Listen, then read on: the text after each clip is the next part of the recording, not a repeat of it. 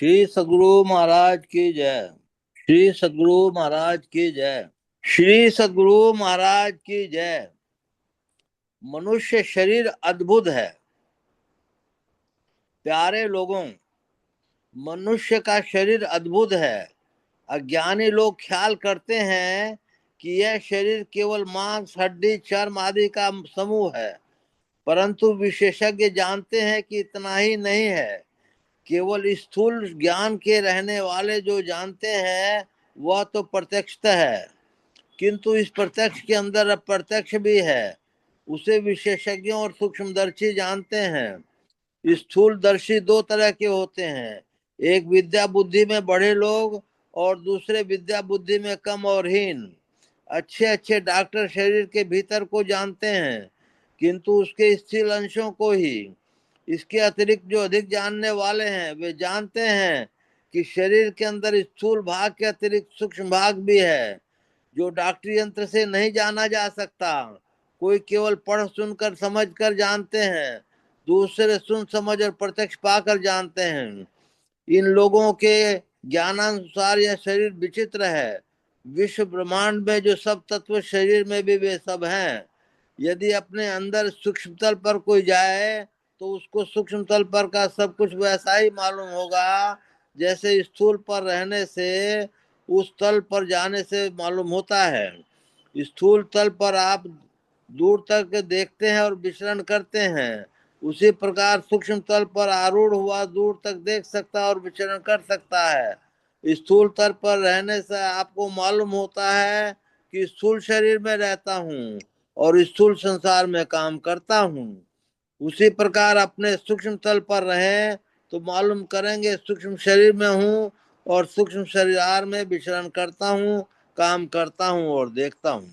संपूर्ण ब्रह्मांड शरीर में है और सब देवता भी इस शरीर के अंदर हैं। आंख में चंद्र सूर्य का, कान में दसों दिशाओं का, नाक में अश्विनी कुमार का, मुंह में अग्नि देव का, जिह्वा में वरुण का, हाथ में इंद्र का और पैर में उपेंद्र का। वामन अवतार में श्री विष्णुदेव उन्हीं के यहाँ अवतार लिया जिनके यहाँ इंद्र ने अवतार लिया था। इंद्र पहले जन्म में थे और ये पीछे इसलिए उपेंद्र का है, का वासा है। पुनः मूलाधार में गणेश का और स्वादिष्ठान चक्र में ब्रह्मा का, मणिपूरक चक्र में विष्णु लक्ष्मी का, अनाहत हृदय चक्र में शिव पार्वती का, अनाहत हृदय चक्र में शिव पार्वती का, विशुद्ध चक्र में सरस्वती का, षट चक्र आज्ञा चक्र में शिव का वासा है। और परम परमात्मा भी इसी शरीर में विराजमान है, जो अंदर के सब शरीरों माइक स्थानों के परे केवल चेतन आत्मा के प्रत्यक्ष ज्ञान में आने योग्य है। इस प्रकार का वर्णन संतवाणी में पाया गया है। देहस्था सर्व विद्याश्च देहस्था सर्व देवता देहस्था सर्व तीर्थानि दुर्वाक्य न लभ्यते। किंतु इसको वही देखेगा जो अपने अंदर में प्रवेश करेगा। भीतर जाने का मार्ग जानिए, यह कैसा जाना जाएगा? गुरु उपदेश से, इसलिए गुरु की आवश्यकता है। गुरु मुंह से कहेंगे और देखेंगे तो साधना के द्वारा आप ही इस गुरु के कहे अनुकूल साधन करेंगे। कोई कहे कि ये सब ख्याल ही ख्याल है, यथार्थ में नहीं, तो कहने वाला कहता है कि तुम अभ्यास करके देख लो। अभ्यास करने पर तुमको मालूम नहीं हो, तुम झूठा बनाओ। वैज्ञानिकों ने कहा कि हाइड्रोजन और ऑक्सीजन मिलाने से पानी होता है। कोई कहे झूठ है, तो दोनों गैसों को मिलाकर देखो कि होता है कि नहीं। उसी प्रकार संतों की युक्ति के अनुकूल साधन करो, अवश्य देखा जाएगा। भीतर का काम जो भीतर में होता है वो दिखाया नहीं जा सकता, स्वयं करके देखा जाएगा। जो देखने का काम है उसे नहीं करते हैं और कहते हैं कि नहीं होता है। इस तरह कहना अयोग्य है। संतवाणी में जैसी युक्ति बढ़ाई गई है उस युक्ति से करके देखिए, तब ये देखने में नहीं आए तब झूठा कहिए। श्री सद्गुरु महाराज की जय। अब एक और है, मानस रोगों को जड़ से नाश करने की युक्ति। इसको भी आप लोग को पढ़ के सुनाता हूँ। इसमें कुछ कुछ भाग है जो इम्पोर्टेंट है, वो सुनाऊंगा। देह की बीमारी को लोग प्रत्यक्ष देखते हैं और अपने शरीर में पाते हैं।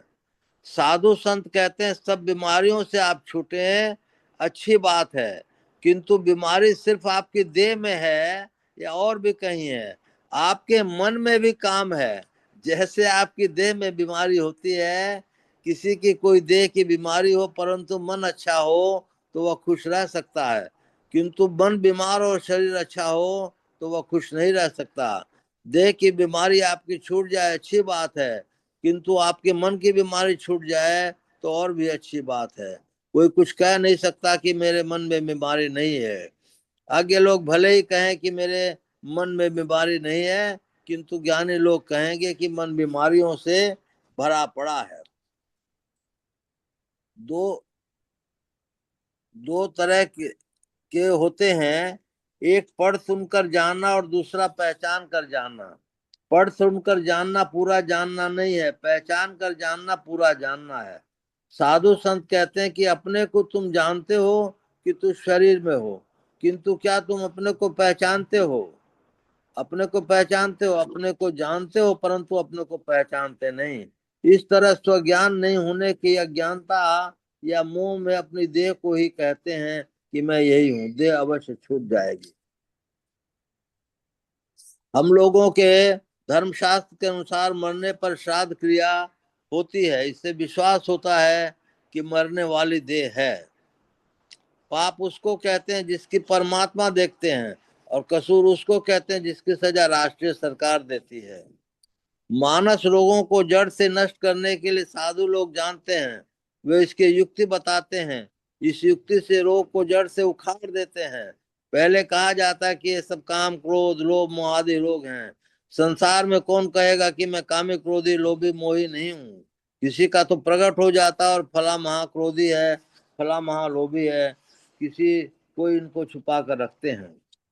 पहले मोह काम क्रोध आदि को मानस रोग कहकर जानो, जिससे ये कुछ भी हटे। फिर समूल नष्ट करने के लिए जानना। इन रोगों को समूल नष्ट करने के लिए ईश्वर का भक्त बनना चाहिए। ईश्वर का दर्शन अपने अंदर होता है, बाहर में नहीं। बाहर माइक दृष्टि से देखा जाता है, ईश्वर इस दृष्टि से देखा नहीं जाता। अंतर की अंतर आत्म दृष्टि से देखा जाएगा। किसी की खोज लोगों आंख और कान से करते हैं, कोई बोलता तो नहीं है, कान से सुनते हैं, फिर देखते हैं कि कौन बोलता है। इसी तरह ईश्वर की खोज अपने अंदर संबित या सूरत के द्वारा देखने और सुनने से करना चाहिए। सबके अंदर में ब्रह्म ज्योति और ब्रह्मनाद अवश्य है, क्योंकि सर्वव्यापी ब्रह्म की ये विभूतियां परमात्मा ब्रह्म के सहित सब में व्यापक होकर हैं, इसमें संशय नहीं। ब्रह्मनाथ ब्रह्म ज्योति के दर्शन के बिना सुना नहीं जा सकता। पहले की बिजली की चमक देते हैं, फिर बादल की गर्जन छोड़ते हैं। इसकी दिव्य दृष्टि खुलती है, वह परमात्मा राम ब्रह्म का परम प्रताप विभूति रूप प्रबल दिनेश का दर्शन करता है, और वह तीनों लोकों को भी अंदर में देखता है, और उसके सब मानस समूल नष्ट हो जाते हैं। केवल सुनकर पढ़कर अज्ञानता दूर नहीं होती, अंतर में ध्यान करने से राम का प्रबल प्रकाश होता है। सूर्य से बड़ा तेज कुछ भी नहीं होता। ब्रह्म का प्रकाश सब प्रकाशों से बढ़कर है। पहले प्रकाश का कुछ तेज, फिर उससे विशेष तेज, फिर उससे भी विशेष तेज देखने में आता है, जिससे विशेष तेज नहीं हो सकता। उसको देखने वाले की अज्ञानता दूर हो जाती है, पाप कर्म सब भाग जाते हैं। सब पाप कर्म की ओर नहीं जाता। काम क्रोध लोभ मोह तृष्णा पाखंड आदि भाग जाते हैं उस सूर्य के दर्शन से। कथित सूर्य दर्शन से भी कितना ही ज्ञान ध्यान की बातें कहें, किंतु उसके अंदर में विकार दूर नहीं होता। बाहर की दवाई से मानस रोग नहीं छूटते, केवल बाहरी सत्संग से मानस रोग कम हो सकता है, किंतु बिल्कुल नष्ट नहीं होते। इसको नष्ट के लिए जो ब्रह्म तेज का दर्शन करे तो वह नष्ट होगा। अपने अंदर को अंदर में चलो, इसके लिए गुरु करो और युक्ति जानकर अभ्यास करो, तो मानस रोग से मुक्त होकर शांति में सुख मिल जाएगा। श्री सद्गुरु महाराज की जय। मंगल मूर्ति सतगुरु मिलवे सर्वाधार, मंगलमय मंगल करण विनमो बारंबार। बाबा धन्य अंकल। धन्य सद्गुरु सुखद महिमा कही न जाय। जो कछु कहूँ तुम्हारी कृपा मोते कछु न बसाय। श्री सद्गुरु महाराज की जय। सब धरती कागज करूं लेखन सब बन राय। सात समुद्र की मसी करूं गुरु गुण लिखा न जाए। बोलिए प्रेम से श्री सद्गुरु महाराज की जय। अव्यक्त रूप से विराजमान संत सद्गुरु महाराज के श्री चरणों में कोटि कोटि नमन, कोटि कोटि नमन। अव्यक्त रूप से विराजमान संत सद्गुरु महर्षि संत सेवी परमहंस जी महाराज के श्री चरणों में कोटि कोटि नमन, कोटि कोटि नमन। मंचासीन पूज्य बाबा के श्री चरणों में कोटि कोटि नमन, कोटि कोटि नमन। अत्यंत भाग्यशाली सदात्माओं, फिर रिपीट कर रहा हूं, अत्यंत भाग्यशाली सदात्माओं, आप सबको सहस्त्र सहस्त्र नमन, लाख लाख नमन। देखिए मेरे मन में विचार आया। क्या आया? आत्मा अमर है, जीवात्मा अमर है, परमात्मा अमर है, संसार झूठा है। झूठे के पीछे हम लोग पूरे पड़े हुए हैं और सच्चे के पीछे के लिए समय ही नहीं है। कितनी विचित्र बात है। भगवान श्री कृष्ण कहते हैं न ये आत्मा जलाई जा सकती है, न भिगोई जा सकती है, न इसका नाश किया जा सकता है। कितनी विचित्र बात है कि हम लोगों का संसार में कोई, ब्रह्मांड में कोई कुछ नहीं बिगाड़ सकता है, फिर भी हम लोग जो है सभी चीज से डरे ही रहते हैं। हम लोग को धन क्या ईश्वर में मिला देगा? क्या हमारी रावण जैसी शक्ति भगवान में मिला देगा? क्या हमारा जो पांडित्य शंकराचार्य जैसा गुण जो है, जो ज्ञान है, या चाणक्य जैसा ज्ञान है, ईश्वर में मिला देगा? आप खोज के देखेंगे तो नहीं मिला सकता है। हम लोगों ने अभी मानस रोगों के बारे में बात पढ़ा, तो पहले अपने मानस रोगों को मिटाइए। मानस रोग जिसके रहेंगे वो अगर स्वस्थ शरीर का भी है तो भी स्वस्थ नहीं रह सकता है। वो अपने विचारों में ही खोया रहेगा, ये नहीं हुआ, वो नहीं हुआ, वो नहीं हुआ, वो नहीं हुआ। इसलिए पहले अपने को स्वस्थ रखो। अपने को स्वस्थ रखने के लिए आपको सुबेरे सुबेरे उठकर भजन ध्यान और सत्संग करना होगा। भजन ध्यान और सत्संग कर कर करके समय निकाल करके उसका मनन करना होगा, उसका पाठन करना होगा, खान पान को सुनिश्चित करना होगा। तो मैं विषय से भटक गया कि आत्मा जो है ये परमात्मा का अंश है, इसका कोई नाश नहीं हो सकता। एक मैंने कहानी पढ़ी, उस राजा का एक राजकुमार लड़का था। उसने सुना कि आत्मा अमर है, आत्मा कुछ नहीं कर सकती, सर्दी गर्दी कुछ नहीं लग सकती, तो वो अपना निकल चला आत्मा की खोज में। आत्मा के निकल में खोज चला तो जो है एक राजा जा रहा था बग्घी पर, तो उसको जो है उसने देखा कि एक नौजवान है और ये लोग रथ को धीरे धीरे चला रहे हैं। उसने रथ में उसको बांध दिया, शॉर्ट समय में कह रहा हूँ, रथ में उसको बांध दिया तो वो और धीरे धीरे चलने लगा। तो बोला भाई तुम धीरे क्यों चलता है? बोला कि मैं इसलिए धीरे चल रहा हूँ कि नीचे कहीं चींटी हो, कहीं मर नहीं जाए। तो राजा को बड़ा ज्ञान हुआ। राजा ने कहा रथ रोको, रथ रुकवा दिया गया। बोला कि तुम कोई साधारण आदमी नहीं है, तुम कोई बहुत बड़ा आदमी है, मैं तुमसे गुरु दीक्षा लेना चाहता हूँ।